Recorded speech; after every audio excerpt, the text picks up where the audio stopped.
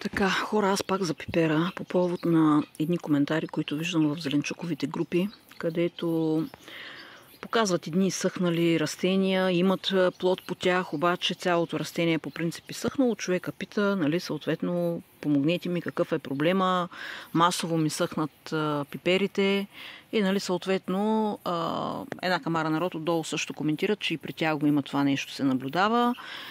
И сега да стигнем до съществената част. Това, което чета най-често като коментар и причина за такова съхнене на пипера, било прекомерното поливане. Трябвало да го засушат.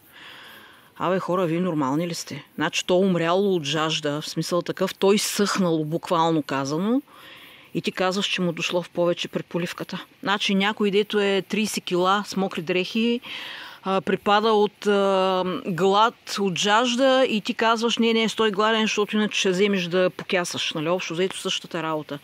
Сега аз моите, ги вижда се отдолу, значи той непрекъснато имат вода. Той се полива абсолютно всеки ден. Моите пипери са нон-стоп, значи тук ето, то е мокро. В смисъл такъв, айде отгоре е по-рохко, защото, нали, по принцип отдолу е повече съсредоточена влагата, но пипера, защото аз при мене гледам по мое усмотрение, в смисъл аз просто си наблюдавам растенията, виждам кога са добре, виждам кога не са добре, въобще не ме интересува кой какво говори, защото то растението само си показва голяма част от нуждите, които има и какво трябва да направиш, просто трябва да гледаш и да разбираш какво виждаш.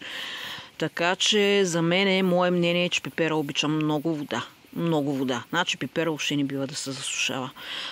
Сега другото, което ето по двата корена, нали, защото миналия път споменах за двата корена. Аз имам само два контейнера, където корените ми са по два. Този и този. Предполагаше се, че пипера е по-дребен, нали, като растение. Поради тази причина сложих по два. Наистина е по-дребен в сравнение, нали, с останалите, които къде се извисяват, нали, там нагоре.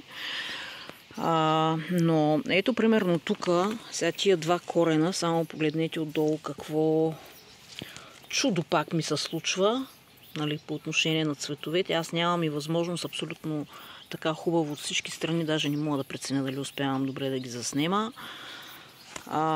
Много са обилни, обаче това е страшно зашумяване тук, защото два корена те си причат един на друг.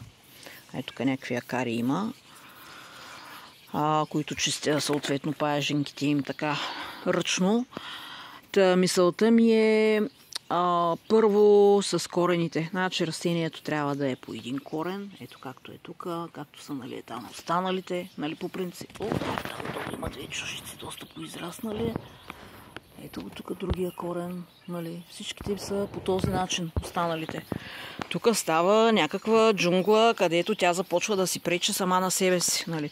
Трябвало така, ми казаха, защото като били по два корена и били са подпирали един друг и така не ги събаряло нищо. Ами аз да ви кажа, тия моите двата корена, сега трябва да ги върна малко наобратно, защото вижте ги на къде падат, те им тежат, единия събаря другия реално.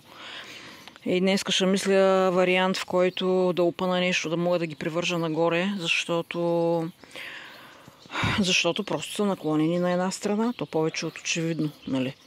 Айде, тя все още са стабилни тук, ама така. И мисълта ми беше, поливайте си пипера. Хич не дейте слуша, че трябвало било жадния пипер и съхнали, да го оставиш още по-жаден и още по-изсъхнал, защото, нали, да вържи и да роди, и да обереш реколта, няма такова нещо. Значи чушки стават с вода, не стават на сухо. Който ще да ми говори. Виждам аз моята градина, ако се случва много добре.